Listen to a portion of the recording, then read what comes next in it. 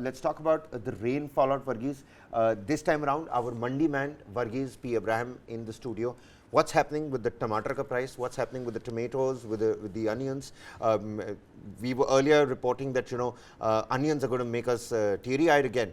And that is somehow a little bit happening because onion prices are going up. Slowly going up, in fact. What's the market price right now? See, what was it last time you visited? Last time when I visited... the Noida Mandi, is it? The Noida Mandi. Last time I visited, the onion prices from 30 had moved to 40. And then the tomato prices, rupees, ladies and gentlemen. Tomato prices varied. So there were some places where they're giving from 70 to 100. I mean, depending on the quality of the tomatoes that you were taking. So tomato prices have fallen. But the Hindu has this very interesting article on that. Right. Pulses prices may spiral as deficient rain mars sowing.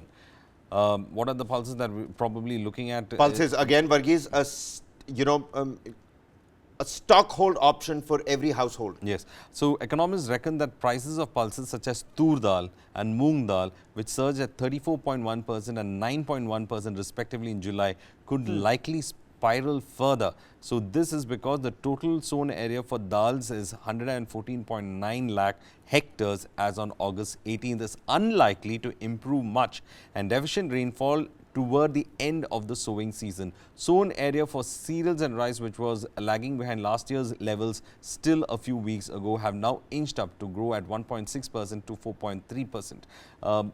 Well, tomato prices may be cooling from recent but pulses could play the next spoilsport in the battle against inflation, with below par monsoon in August dragging down the sown areas of pulses and kharif season by almost 10% from last year. So I think we are going to see our dals becoming really costly. That's really going to hit the household budgets, isn't it? It is. See, on one side, you try to manage the tomatoes, which just went off the roof. Yeah. And now, pulses is something that we use in our daily, nutritional needs as well. So, and pulses is the backbone for a lot of people when it comes to their, habit as well, when it comes to their food as well. So, it should be worrisome because it is going to be, and just small, below last year's levels, as I was saying, 10%, compared to minus 7.9% previous week, on the back low of sowing of both urad dal and tur dal, which is at minus 15.3% and minus 6.4%